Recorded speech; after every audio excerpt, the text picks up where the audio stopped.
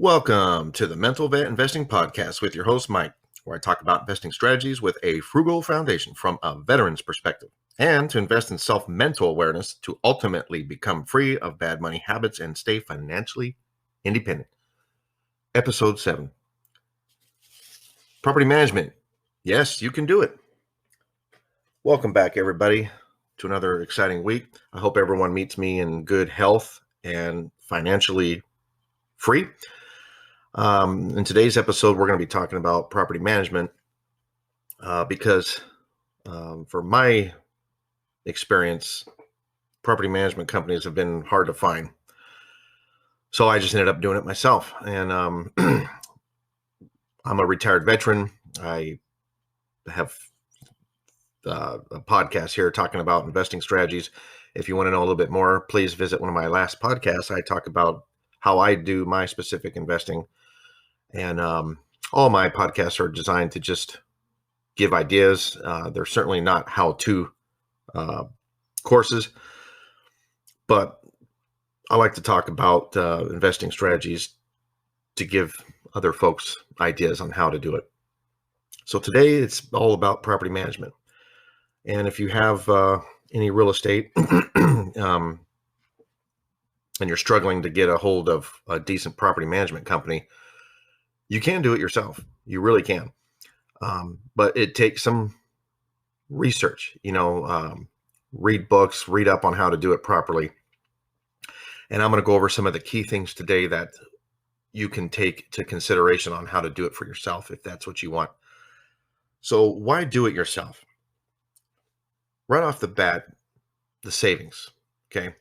Most real estate companies are going to charge you probably 8 to 10%, maybe 12%, depending on the state you live in and how they run. But they're going to charge you a fee, a monthly fee. And it's typically 8 to 10% or 12% of your monthly rent. Okay, so that would be an automatic expense that you save. Also, they typically would charge first month's rent or half of the first month's rent when establishing new tenants. There will always be an upfront fee to that on top of the monthly fee. Okay.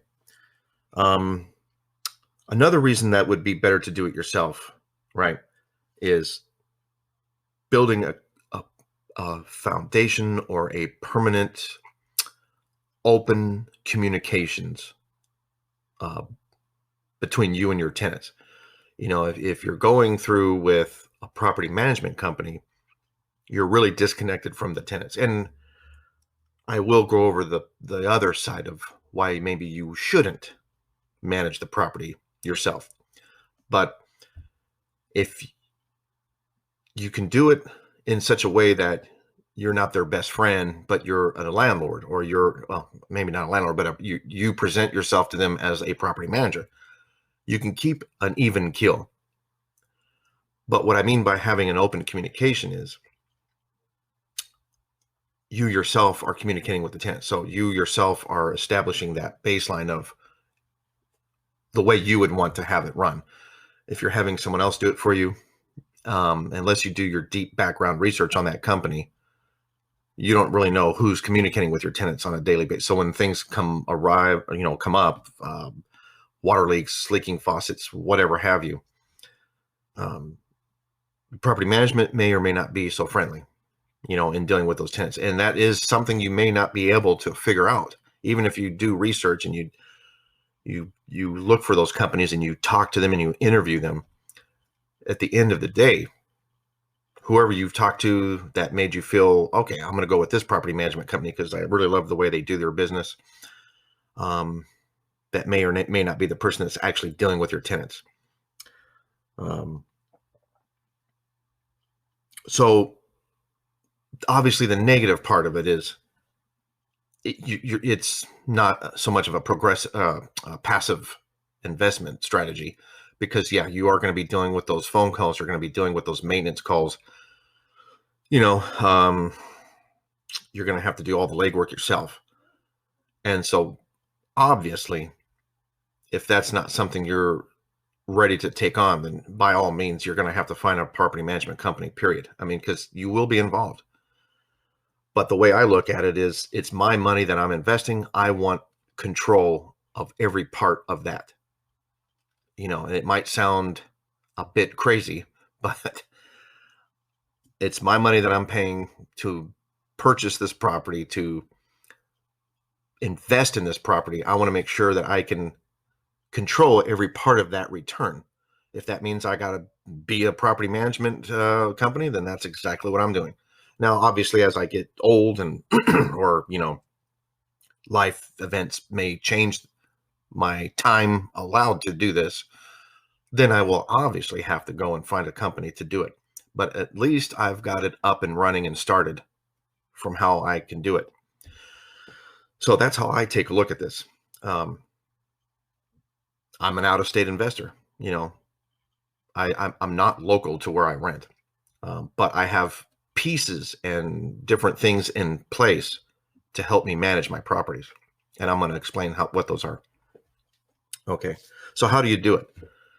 And like I said, as I begin to go over how I do it, please remember that, if you're just someone who, because, when I was reading the books and doing all the research, a lot of people say, some people even swear by it.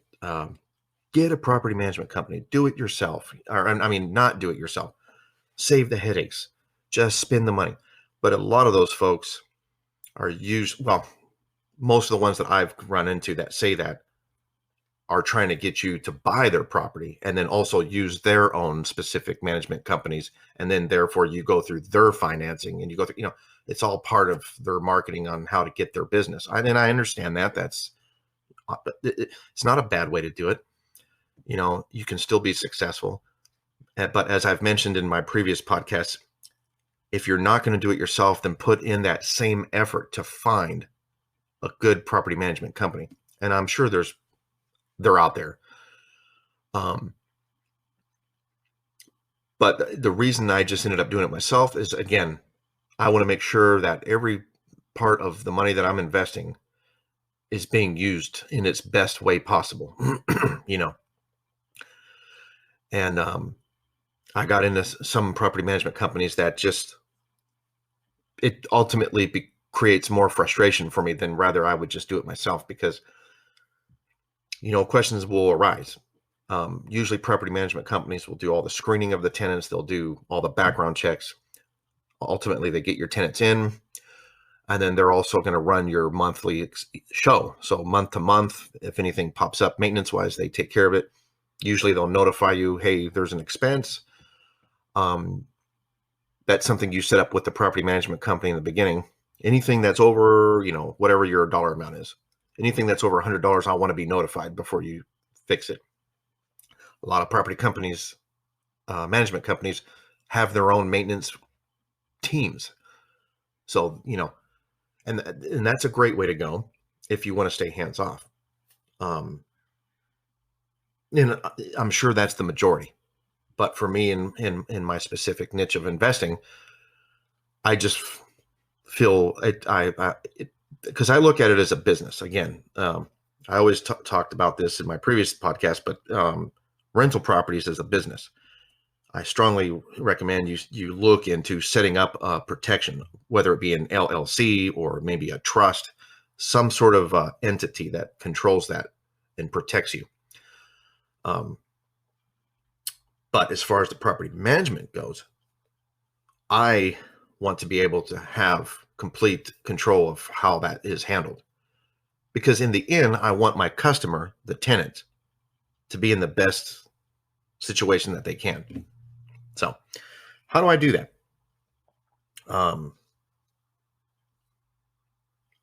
You first start off with your listings. Okay.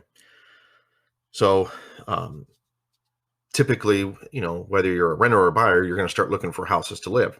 So you'll find that on Zillow, you'll find it on Hotpads, you'll find it on Facebook, living, groups, whatever your source of listing your ad for your house, your property for rental. In the description is where I first start.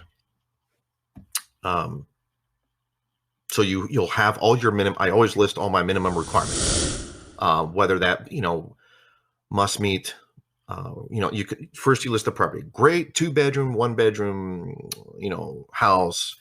List all the plus sides of your rental property, obviously up front. But I always keep that to a minimum because again, these are rental properties. These aren't houses that someone's looking to buy. So do they have the key things that a renter's looking for? And that all is specific to what your location is. But, great property by the downtown strip, or great property close to the college, or great, 2-bedroom, freshly painted, freshly renovated, freshly whatever, move in ready, whatever. But keep it short because you want to save room for your minimum requirements right up front, which could be all tenants must meet minimum requirements, 2 times rental income, 3 times rental income. What that means, they need to be at least making 2 times the rent amount, or 1 time, or whatever your standards are. No pets, or do you allow pets? Must meet minimum credit score of blankety blank, whatever. Have all that up. So right off the bat, you're already pre-screening your customers, right? Because obviously if they read, hopefully, now that doesn't always work. Trust me, in my rental past, I still would get people calling, asking about a property, and they wouldn't pass through the screenings.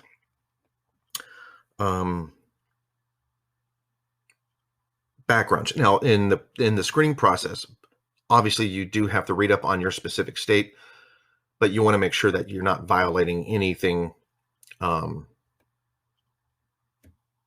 that could get you into trouble. And it's, if you're an honest person, you'll be just fine because you'll never have to worry about it. But making sure that you don't discriminate, age, disability, sex, or race, or ethnicity, all the standard stuff you don't want to get mixed up in.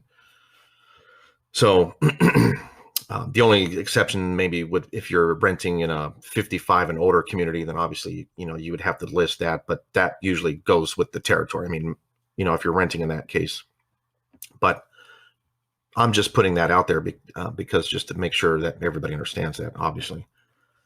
But your minimum requirements can be listed. So, the rental amount, you have to verify income, you have to verify that you have a decent credit, and you have to verify that you weren't just released, like a criminal record, or you've been guilty and pending criminal charges, stuff like that, right? So you'll do that, and then you'll set up a process. So then they'll have to call you, and again, this is where it's going to get not passive, because you're going to have all kinds of people calling. Now, the way I usually do it is through the apps that I use, like the Zillow is one of them. I think I mentioned HotPads. There's a couple other platforms that I use to list. They will have messages that pop where they don't call you right away. They'll post a message and they'll say, I'm interested in looking at the property. When can I see it? So what I'll do is I'll go from always start from the first person that either called and left a message or left a message on the platform that you're using, and I start calling them back. I get out my notebook, I start writing it down. Called, left message. Called, no answer. Called and talked, moving forward. So what that means is after the listing is provided, they'll call me, or I usually, most of the time I end up calling them, because most people just reply through like a text on these platforms. So then I'll have to log on to the platform. Okay, I see so-and-so is inquiring about the rental. So I write that down and I call them. If they answer, that's the second part of the screening, right? So now I'm just verifying that they do meet the minimum requirements. If they say yes, then the next step is to do the background check. And so I usually will explain that process, that, okay, great, we believe that you meet all the minimum requirements. If you would like to proceed, we would like to go ahead and conduct a background check on you. If they agree to that, we run that. And then pending the results of the background, we go forward. Now, in this phone interview, it is also a great tool to find out what type of tenant is you're talking to, and you can get a lot of questions answered just by your conversation, right? But I'll get into that a little bit later in the episode here. I just want to get all the steps out the way. And as you can figure out, this is already pretty intrusive. So, if you don't have the gut for it or the wits, this is why you get property management companies. But again, it can be done. It's really not that difficult if you're willing to go through the legwork. Okay. So you conduct your screening, then you do a background check. And then you can get background checks done by a number of different platforms. One that I love to use is easylandlordforms.com. They have a great background check program. Also, they do leases for you. And the leases that they do are very detailed to state-specific regions, right? So it's going to you have to click the state you're renting in, and they'll make sure that their lease agrees to the local state laws.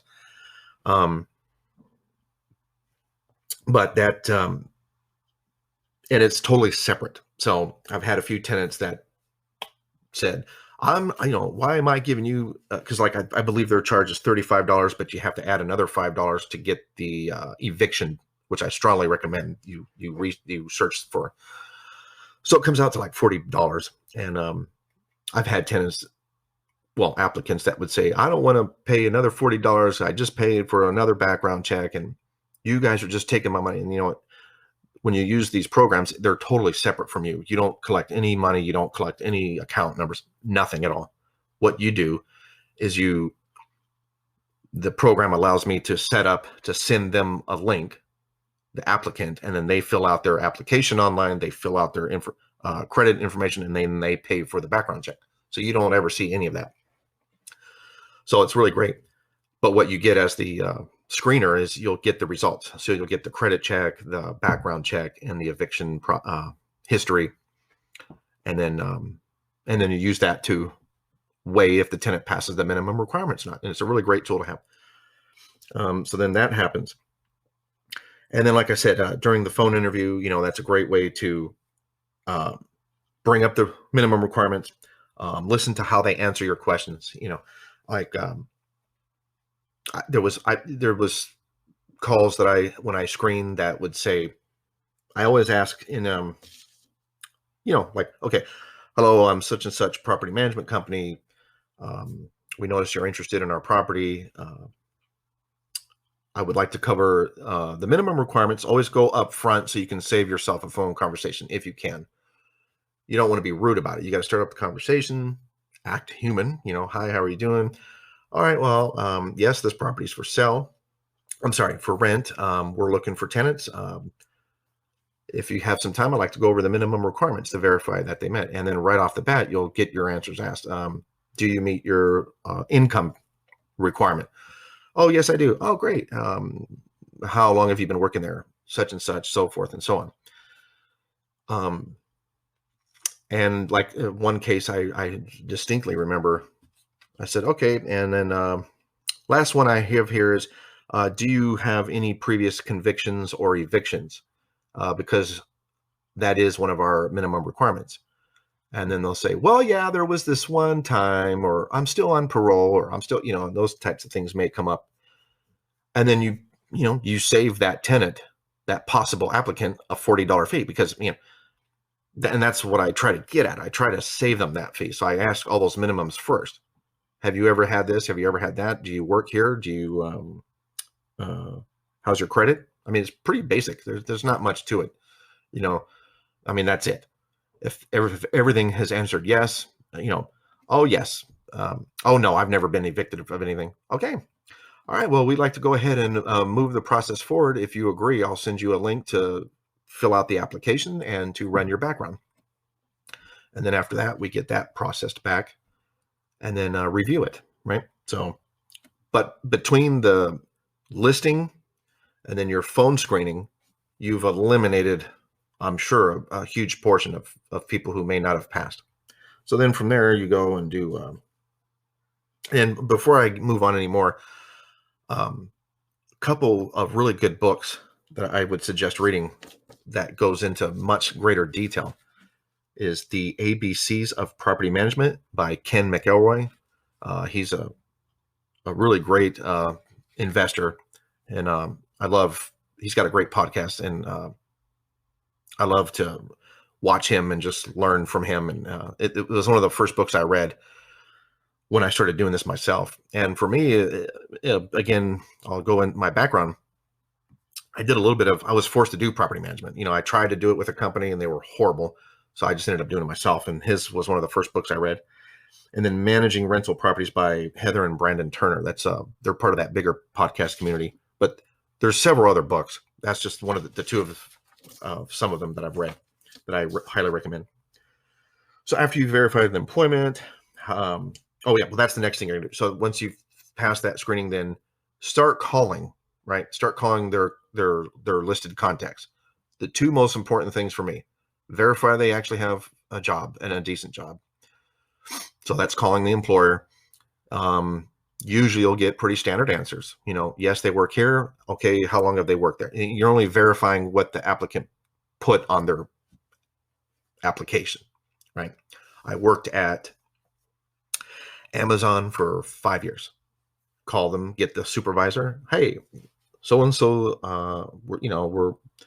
we're considering to give tenancy to this applicant, and we're verifying their employment.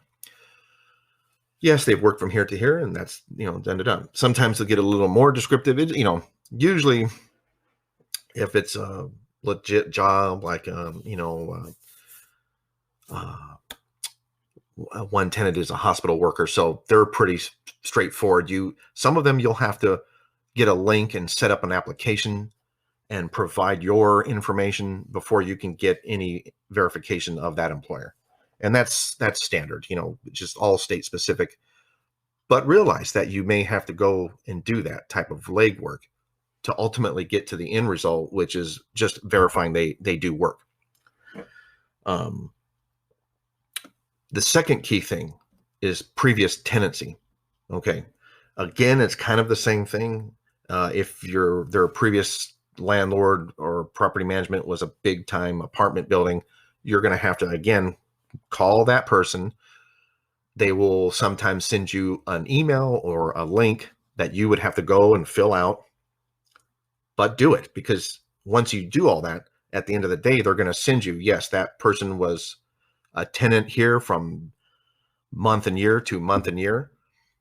They left on good terms, or they're still owing us whatever.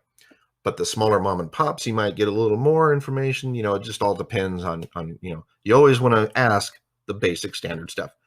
Hi, we're looking to place such and such tenant. We're just calling to verify that they had previous tenancy with you and that there was no, anything outstanding. But on some of mine, I've gotten pretty interesting responses. So I'll leave it at that. But those are the two key things. You got to make sure your tenants are going to be able to pay for the rent, and you got to make sure that they're they didn't destroy or damage or leave their previous, because remember, there's always a reason why someone's getting into a new rental, new job, new location. Maybe your rental's better, or maybe they're trying to run from an eviction, or, all kinds of things. So it's up to you to figure that out. So previously tenancy, then when you finally get down and you screened out everything, you call and you notify that tenant. And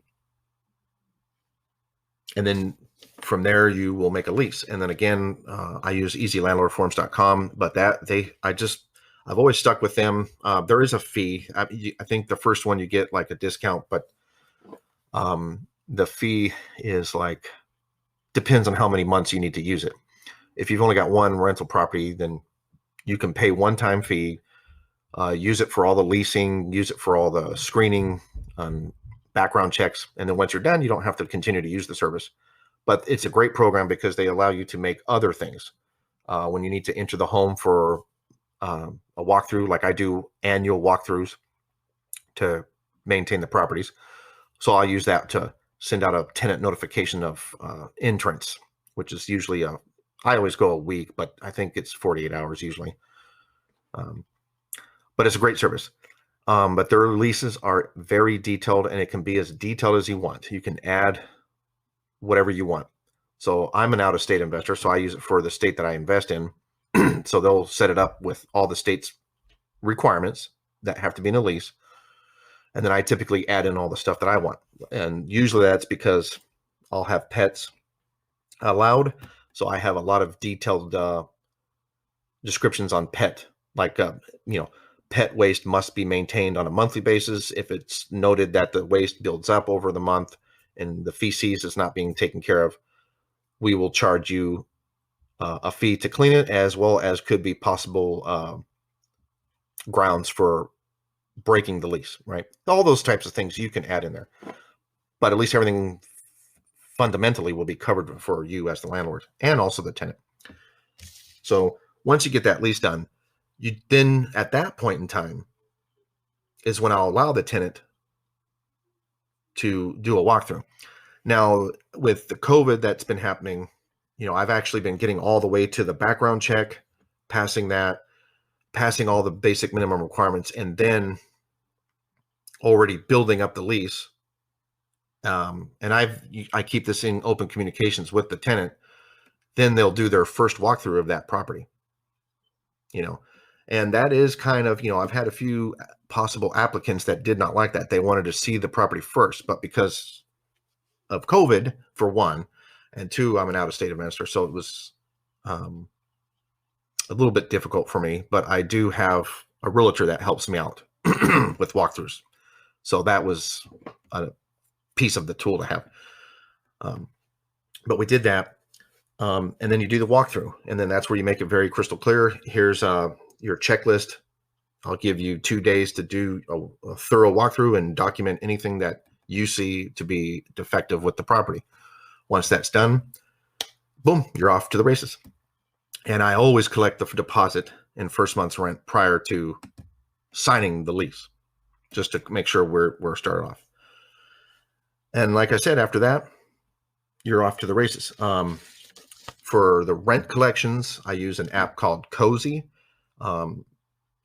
It's good. It has, the only thing about that I don't like is the customer service. I had an issue with a tenant that there was an issue with catching up on the rent payments as far as what the application had, because they were paying ahead. And so it kind of screwed up the monthly thing. And their customer service, they don't really have. You got to email them and then they respond. But it's a great app to have because I use it for rent collections, maintenance requests, all that stays documented, and you want to make sure you have all that for yourself. But so, and I feel like I've got so much more to say, but it's already getting to the 30-minute mark here. So as you can see, again, a lot goes into this. But at the end of the day, yes, it can be done. It absolutely can be done. It's not a difficult thing to do. If you're interested, please hit me up. If you like what I'm talking about and you're watching this on YouTube, please subscribe and hit that like button. If you find this on Anchor, please subscribe, and I do weekly episodes. Let me know if you'd like to hear more about specifically how I do property management. But I kind of just crammed everything into a short 30-minute thing there. At the end of this, I want you to get away it is something you can do. And once it's up and running, and once you've learned the process, right? The only time you really got to be intrusive and be working is when you're trying to get a tenant.